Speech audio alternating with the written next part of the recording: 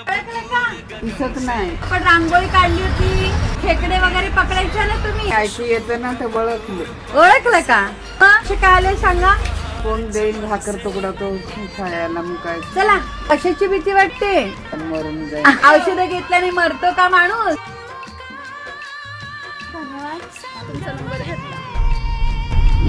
खाली का बसली? पोटात फिरताय. पोटात फिरते.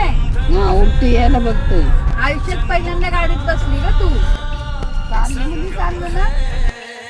बेडशीटची लेणी ना ती. ठेवते मी हा. स्वतः इकडे बघ. लेके बघा तुमची.